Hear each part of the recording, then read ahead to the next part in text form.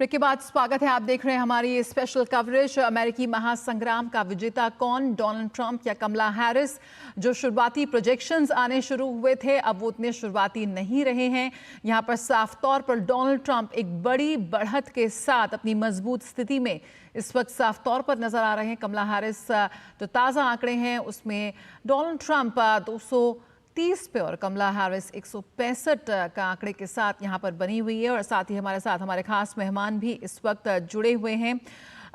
यहाँ पर विवेक जी आपसे जानना चाहेंगे, यहाँ पर डोनाल्ड ट्रंप को एक जिस तरह से डोनाल्ड ट्रंप ने अपनी छवि जो प्रोजेक्ट की, जिसका जिक्र अशोक जी कर रहे थे, यहाँ पर जनवरी 2021 में कैपिटल हिल अगर इंसिडेंट की बात करें या फिर आपराधिक मामलों में कटघरे में खड़े होने की बात करें डोनाल्ड ट्रंप, इसके बावजूद डोनाल्ड ट्रंप की जो उनकी लोकप्रियता रही है, जो उनका स्टैंड रहा है, उसमें कुछ खास बदलाव या उन पर कुछ असर होता हुआ नजर नहीं आया।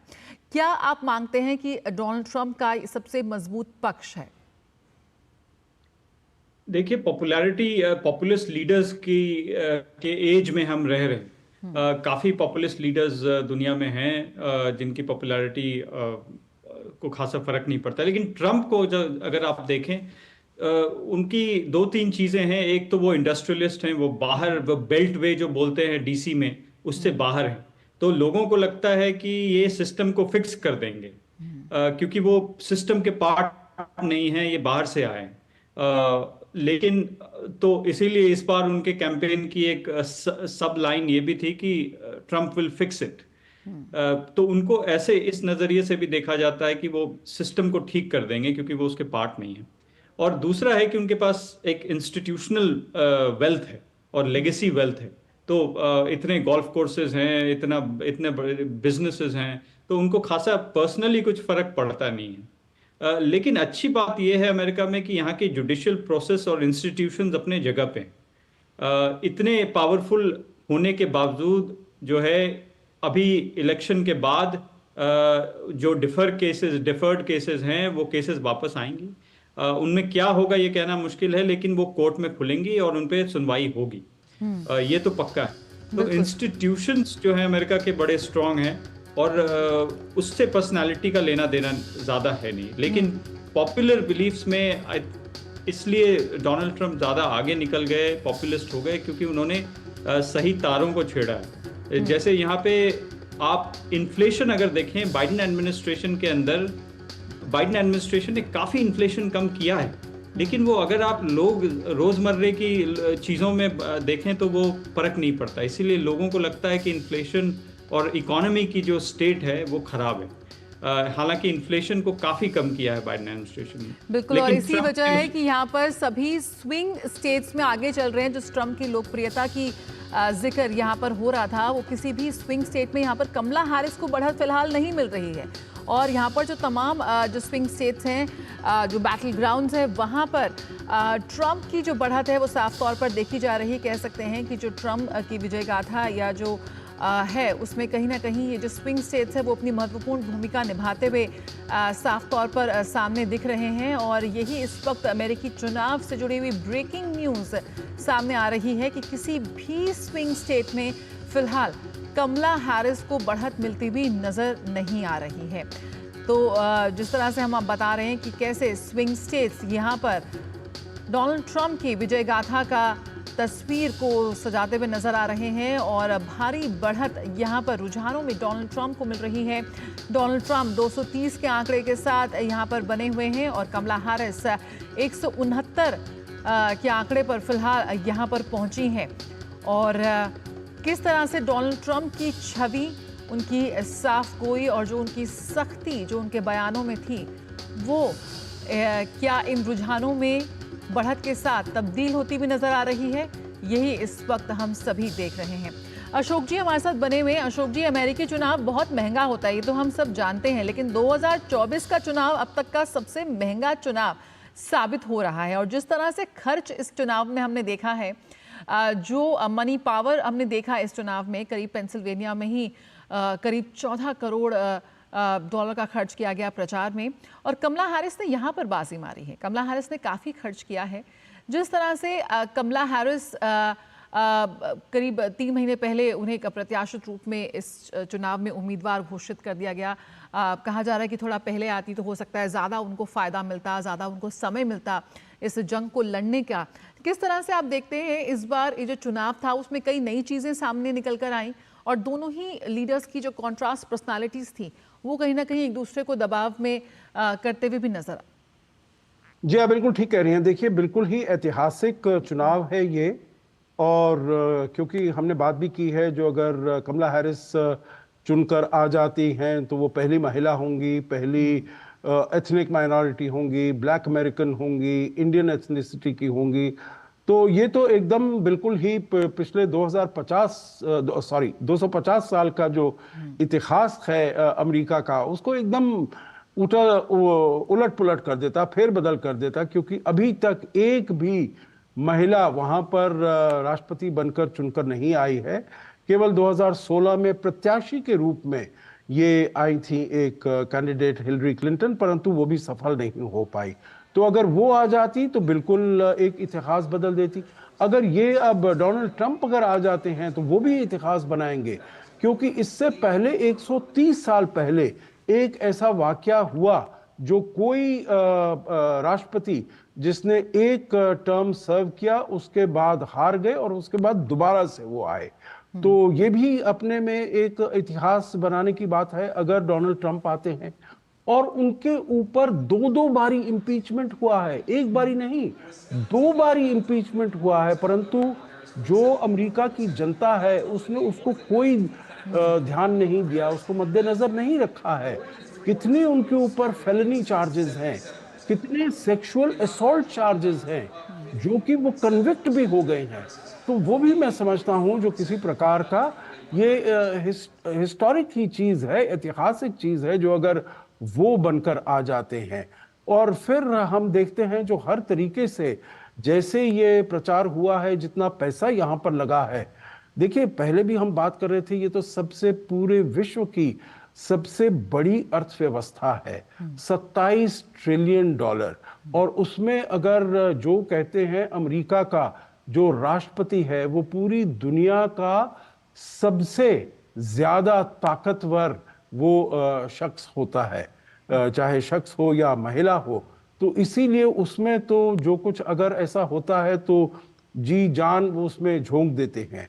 तीसरी बात मैं कहूंगा, जो ये बिल्कुल इतना ज्यादा पोलराइज्ड हो गया है वहां का एटमॉस्फेयर, जैसे हालात हुए हैं, जैसे 2016 में हिलरी क्लिंटन सोच रही थी जीतेंगी, नहीं जीते।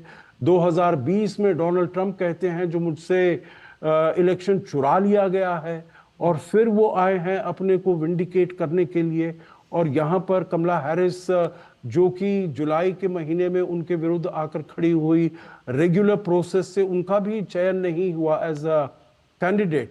तो इसीलिए बहुत ही देखिए अलग चीजें हुई हैं इस इलेक्शन में, जो कि पहले कभी नहीं हुआ है। इसीलिए अपने साथ मिलाने के लिए इन्होंने इतना, दोनों पक्षों ने इतना खर्च किया है। कमला हैरिस को भी बहुत मोमेंटम मिला जब उनका निर्वाचन हुआ, डेमोक्रेटिक कन्वेंशन हुआ, उन्होंने भी बहुत पैसा, जया जी, इसमें बहुत पैसा लगाया है, और डोनाल्ड ट्रंप ने भी लगाया है। परंतु इसका जो प्राइस है, that I think both of them think that it is worth all the money and all the investment that you are making in it. Chandrashekhar आप हमारे साथ बने हुए हैं। चंद्रशेखर, यहाँ पर CNN की तस्वीरें भी हम बीच में देख रहे थे। वहाँ अगर हम बात करें तो वहाँ पर कमला हैरिस को भी थोड़ी बढ़त मिलती हुई नजर आ रही है। 182 का आंकड़ा कहीं नजर आया मुझे। बिल्कुल, अभी तक के जो आंकड़े हैं, जो रॉयटर्स से हमारे पास आंकड़े आ रहे हैं, उसकी अगर हम बात करें तो कमला हैरिस 169 पे और 230 पे डोनाल्ड ट्रंप हैं। लेकिन जो US मीडिया है, US लोकल मीडिया, वो कमला हैरिस को कहीं ना कहीं 209 इलेक्टोरल वोट्स पे दिखा रहा है और डोनाल्ड ट्रंप को वो 230 इलेक्टोरल वोट्स पे दिखा रहा है। नॉर्थ कैरोलिना जो स्विंग स्टेट है, वहाँ पर डोनाल्ड ट्रंप वहाँ पर बढ़त बना चुके हैं और सर्वे के अनुसार यहाँ पर डोनाल्ड ट्रंप की जीत सुनिश्चित है। Arizona, Georgia, Michigan, North Carolina, Nevada का अभी तक कोई परिणाम हमारे पास नहीं आया है।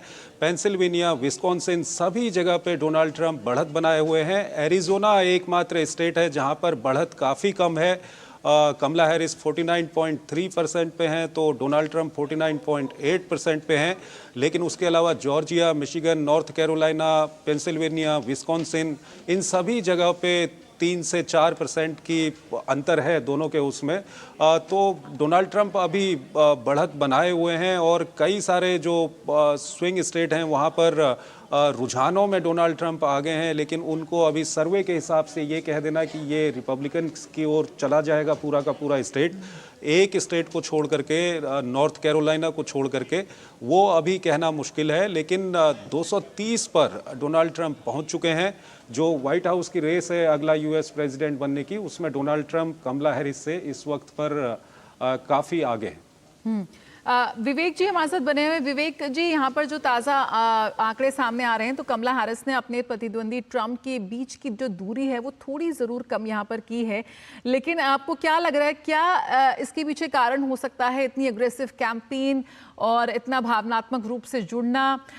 पुरुष वोटर्स को भी उन्होंने कहा था कि अगर आपने वोट नहीं किया तो ये डिसाइड होगा कि आपका वोट डिसाइड करेगा कि आप महिलाओं के बारे में क्या सोचते हैं, उनके अधिकारों के बारे में क्या सोचते हैं।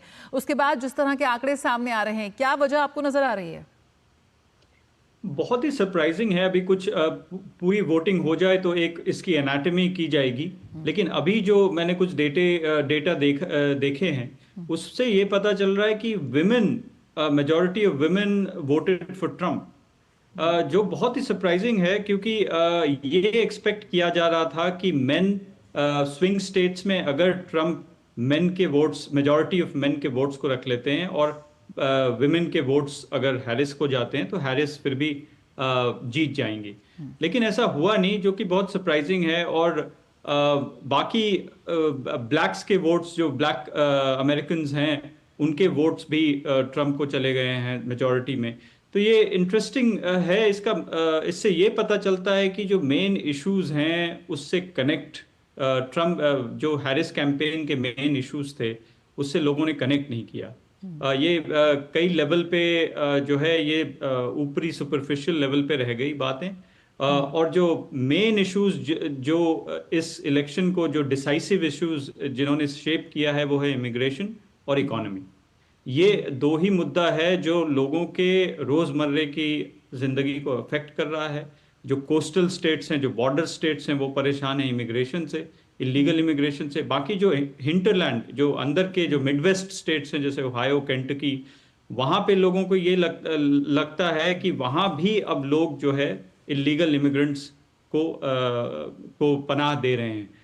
तो ये जो एक एंग्स्ट है यूएस गवर्नमेंट, जो past administration, Biden Harris administration के अगेंस्ट, और ट्रंप ने हमेशा अपने कैंपेन में हर कैंपेन को इस क्वेश्चन से शुरू किया जो उन्होंने डिबेट में पूछा था कमला हैरिस से, कि आपने इतना कुछ बताया कि मैं ये करूंगी, आपने अभी तक किया क्यों नहीं? हालांकि इसका उत्तर बहुत ही सिंपल है कि वाइस प्रेसिडेंट के पास ज्यादा पावर्स होते नहीं। उनको एक पोर्टफोलियो, 2 पोर्टफोलियो मिले थे। एक बॉर्डर का, जो ऑब्वियसली जो बॉर्डर इशू रह गया, जो वो कर नहीं पाई। लेकिन कितना मैंडेट उनको प्रेसिडेंट ने दिया था ये भी हमें पता नहीं है।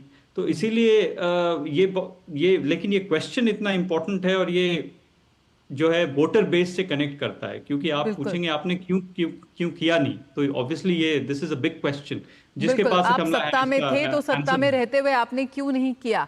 बिल्कुल, ये ताज़ा आंकड़े इस वक्त अपने टेलीविजन स्क्रीन पर आप देख सकते हैं। जो कमला हैरिस डोनाल्ड ट्रंप के साथ जो दोनों के बीच की जो दूरी है वो थोड़ी कम करने की प्रयास में यहाँ पर कमला हैरिस 182 का आंकड़ा यहाँ पर छू लिया है उन्होंने, और डोनाल्ड ट्रंप अभी 230 पर बने हुए हैं। और जिस तरह की नीति, जिस तरह के तमाम मुद्दों पर यहाँ पर बेबाकी से डोनाल्ड ट्रंप ने सख्ती से अपनी जो राय रखी, कहीं ना कहीं वो कनेक्ट वोटर्स के साथ जो था वो नज़र आ रहा है यहाँ पर इन आंकड़ों के ज़रिए। अशोक जी हमारे साथ बने हुए। अशोक जी, यहाँ पर उन पर अब चर्चा शुरू हो गई है कि कौन से ऐसे फैक्टर्स हैं, मुद्दे हैं जो शायद कमला हैरिस के पक्ष में नहीं गए। माइग्रेशन का एक मुद्दा, अवैध प्रवासियों का मुद्दा, अबॉर्शन का मुद्दा, इकोनॉमी का मुद्दा, छोटे छोटे मुद्दे और भी थे। पर्यावरण की बात की जाए, एलजीबीटीक्यू की बात की जाए, जो गन कल्चर है, जो गन वॉयलेंस है, वो भी एक मुद्दा था जो कहीं ना कहीं उठता नजर आया। क्या आपको लगता है कि दोनों ही ये कौन से ऐसे मुद्दे रहे जो यहाँ पर जो आंकड़ों में सामने निकल कर आ रहे हैं कमला हैरिस के पक्ष में नहीं जाते दिखे? देखिए, मेरे ख्याल से सबसे बड़ा मुद्दा जया जी जो उन्होंने बनाया था, जो कमला हैरिस ने बनाया था अपने लिए, वो था अबॉर्शन का मुद्दा। क्योंकि रो वर्सेस वेड की जो हम बात कर रहे हैं, जो उनके अधिकार थे, उन अधिकारों को उनसे छीन लिया गया। और छीन लिया गया क्योंकि डोनाल्ड ट्रंप ने अपने कार्यकाल में 3 ऐसे सुप्रीम कोर्ट जजेस को नियुक्त किया था जिन्होंने कि उस 50 साल के जो जजमेंट था उसको ओवरटर्न कर दिया। तो वो सबसे बड़ा मुद्दा था उनके लिए। और दूसरा मुद्दा था जो हम डेमोक्रेसी को फिर से बहाल करेंगे। क्योंकि अगर डोनाल्ड ट्रंप आते हैं तो आप याद रखिए 6 जनवरी 2021 को क्या हुआ था, और वैसे ही हालात पूरे हमारे देश में होने वाले हैं और रूल ऑफ लॉ एकदम खत्म हो जाएगा। वो आ रहे हैं क्योंकि वो जेल जाने से बचना चाहते हैं, इसीलिए वो राष्ट्रपति का जो ये कॉन्टेस्ट है उसको कर रहे हैं। और अमेरिका के बारे में सोचना, अमेरिका के बारे में कुछ काम करना वो बिल्कुल भी नहीं करेंगे। तो इसीलिए ये उनके 2 सबसे बड़े मुद्दे थे। आप कह रहे हैं गन कल्चर के बारे में, गन कल्चर देखिए हमेशा से रहा है और रिपब्लिकन्स उसमें हमेशा वो रहे हैं जो ये हमारा फ्रीडम है और इसको हम नहीं जाने देंगे। परंतु मैं समझता हूं जो इस इलेक्शन में इतना ज्यादा वो उभर कर नहीं आया, इसको मुद्दा नहीं बनाया गया, क्योंकि ये तो नॉर्मल केस में ऐसा होता है। ऐसा तो उन्होंने नहीं कहा जो अगर मैं आऊंगी तो ये इसको गन्स को मैं इलीगल कर दूंगी या ये जो राइट है उसको मैं हटा दूंगी। तो और जो थे वो अलग अलग छोटे छोटे मुद्दे थे, परंतु अपना जो नैरेटिव था, अपना जो वर्जन था, वो करने में कामयाब नहीं रही। जो अब अबॉर्शन का है वो भी किया तो एक सीमित वर्ग के ऊपर वो इसको कर पाई, जबकि राष्ट्रपति डोनाल्ड ट्रंप का वो था, देखिए उन्होंने इकोनॉमी के मुद्दे पर अगर खाली देखा जाए तो उन्होंने उस वाइट अंडर प्रॉस्परस, जो इतनी प्रॉस्परस नहीं है, और जो मिडिल वेस्ट है, आप जब नक्शा देखते हैं तो आप सारा नक्शे में आप लाल लाल देखते हैं जो कि पूरे देश के अंदर है। केवल वेस्टर्न सीबोर्ड, कैलिफोर्निया, ओरेगन और वॉशिंगटन स्टेट को हटा दीजिएगा। यहां पर New York state, Massachusetts, Connecticut, Rhode Island, new Hampshire वगैरह उनको हटा दीजिएगा। उसके अलावा पूरा जो देश है वो लाल देश है, क्योंकि वहां पर उन्होंने ये उनका तजुर्बा रहा है, जो ये ग्लोबलाइजेशन हुआ है, ये जो इकोनॉमी जिसकी तरफ जा रही है, ये हमारे फायदे के लिए नहीं है। और डोनाल्ड ट्रंप तो पहले ये कर चुके हैं, ये तो इंडस्ट्रियलिस्ट हैं, ये तो बिजनेसमैन हैं, तो ये समझते हैं जो कैसे करना चाहिए, क्या करना चाहिए। तो ये जब आएंगे तो ये हमारे आर्थिक व्यवस्था के लिए, ये हमारे लिए बेहतर होंगे। तो इसीलिए जो मुद्दे होते हैं जो रग पकड़ते हैं, वो डोनाल्ड ट्रंप ने मेरे विचार से मुद्दे पकड़े। इमिग्रेशन का, क्योंकि इमिग्रेशन भी उनके जॉब्स लेते हैं और इलीगल माइग्रेंट जो होते हैं उनके जॉब्स लेते हैं, और वहां पर क्राइम को ज्यादा वो करते हैं, क्योंकि अगर आप इलीगली आते हैं। और दूसरा भी देखा जाए, देखिए जया जी, अगर कोई लोग हैं, चाहे वो इंडिया से हो, चाहे वो अरब अमेरिकन हो, जो वहां पर लीगल तरीके से रह रहे हैं, वो भी अपने देश के इलीगल माइग्रेंट्स को वहां पर आना नहीं चाहेंगे, क्योंकि वो चाहेंगे जो अगर वो आते हैं तो हमारे पास जो अपेक्षा है, हमारे पास जो संभावना है काम करने की, वो हमारे लिए कम हो जाएगी, क्योंकि वो आकर ये वाले जॉब्स ले लेंगे। चंद्रशेखर हमारे साथ बने हुए हैं, तो बहुमत के आंकड़े की ओर बढ़ते हुए यहाँ पर डोनाल्ड ट्रंप, जो ताज़ा आंकड़े सामने आ रहे हैं, और साथ ही चंद्रशेखर जो डोनाल्ड ट्रंप का नारा रहा अमेरिका फर्स्ट, सबसे पहले अमेरिकन, वो उनके लिए बहुत बड़ा रामबाण साबित हो रहा है यहाँ पे। बिल्कुल, देखिए जो संरक्षणवाद की जो थ्योरी जिसको लेकर के, जिस विचारधारा को लेकर के डोनाल्ड ट्रंप और उनकी पार्टी रिपब्लिकन्स आगे बढ़ते हैं, वो यहाँ पर काफ़ी फ़ायदेमंद दिखाई दे रहा है। चाहे हम इकोनॉमी की बात करें, इकोनॉमी के साथ हम इमिग्रेशन की बात करें, या उसके अलावा इकोनॉमी और इमिग्रेशन को लेकर के तो अभी अशोक जी ने काफ़ी अच्छी तरह से इसको एक्सप्लेन किया है।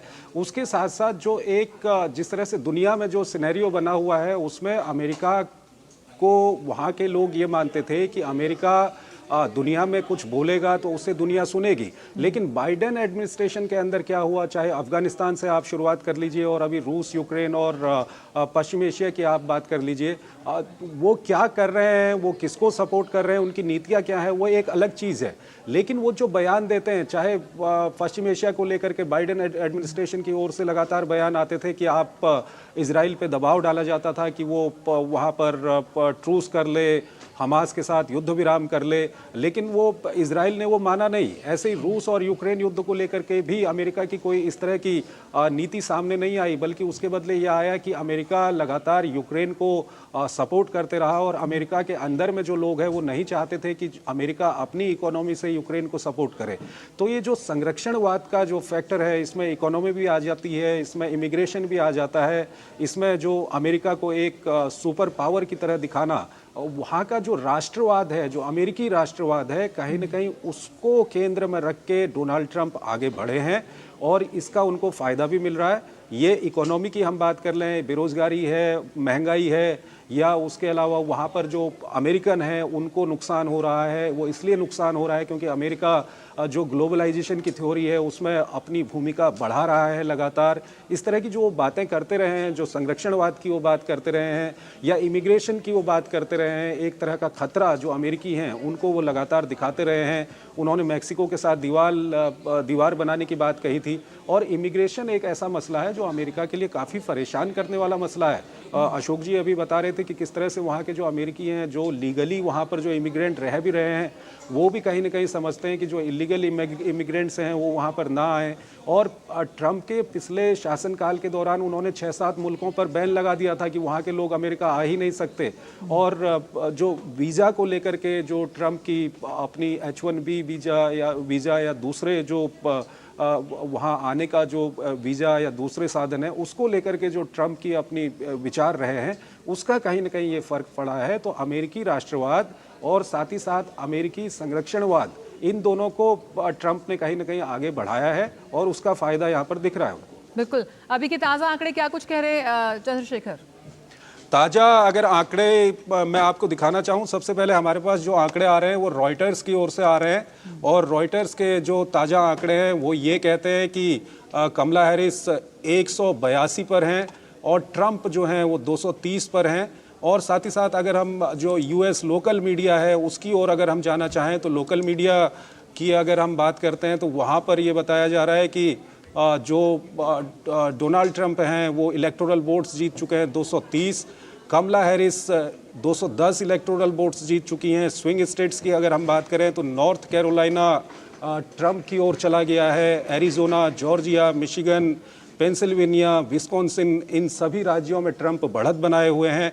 और ये जो मैप मैं आपको दिखा रहा हूँ, इसमें आप देखिए जितना ये लाल रंग है ये कहीं ना कहीं रिपब्लिकन्स की बढ़त दिखा रहा है, ये जो ब्लू कलर है ये डेमोक्रेट्स की बढ़त दिखा रहा है, और ये जो इस तरह का कलर है इसमें कहीं ना कहीं रिपब्लिकन्स आगे हैं। विस्कॉन्सिन की हम बात करें या जॉर्जिया की हम बात करें, पेंसिल्वेनिया की हम बात करें, उसके साथ ही साथ मिशिगन की हम बात करते हैं, और अगर हम मिनेसोटा है और उसके अलावा मायने है, न्यू हैम्पशायर है, इनकी अगर हम बात करें तो यहाँ पर डेमोक्रेट्स आगे हैं।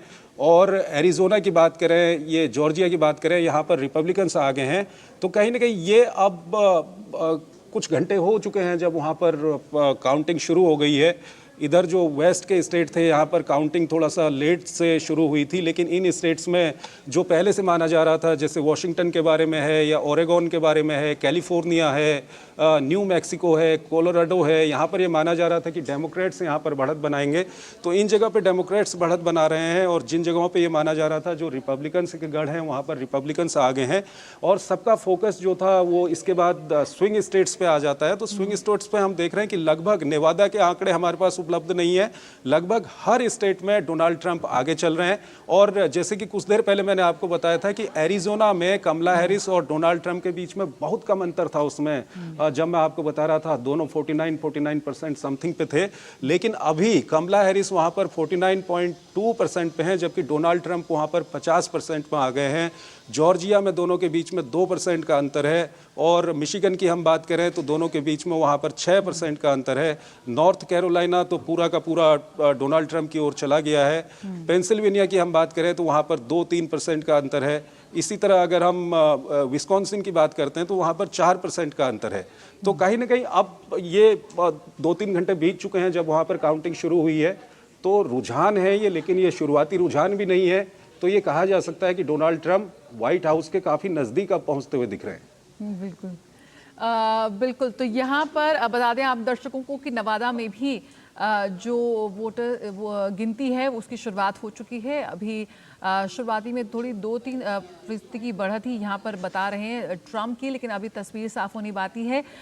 रुकिए एक छोटे से ब्रेक के लिए, आप हमारे साथ बने रहिए, जल्द हाजिर होते हैं।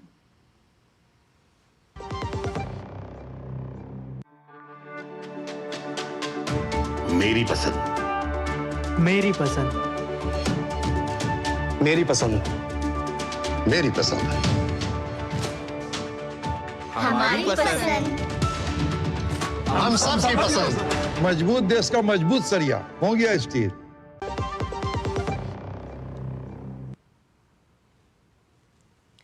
तो ब्रेक के बाद स्वागत है, आप देख रहे हैं हमारी ये महा कवरेज। तो यहाँ पर जिस तरह के प्रोजेक्शंस अभी सामने आए हैं, डोनाल्ड ट्रंप ने एक बड़ी बढ़त यहाँ पर बना ली है। विवेक जी, चलते चलते आपसे एक सवाल यहाँ पर पूछना चाहेंगे कि यहाँ पर एक बड़ी बढ़त के साथ डोनाल्ड ट्रंप बहुत ही मजबूत स्थिति में यहाँ पर उभरते नजर आ रहे हैं। कोई उम्मीद यहाँ पर किस तरह से कमला हैरिस इस दूरी को कम कर सकती है? विवेक। देखिए, लोकल मीडिया जैसा चंद्रशेखर ने बताया कि लोकल मीडिया में थोड़ा 209 210 दिखा रहे हैं, तो ये थोड़ा गैप मुझे लग रहा है कि अभी काफी थोड़ा हमें संभल के इस लीड को देखना चाहिए। हालांकि जो क्रिटिकल स्विंग स्टेट्स हैं अगर वो ट्रंप ले जाते हैं जैसा दिख रहा है, तब तो मुश्किल होगा कि कमला हैरिस वापस आ सकेंगी।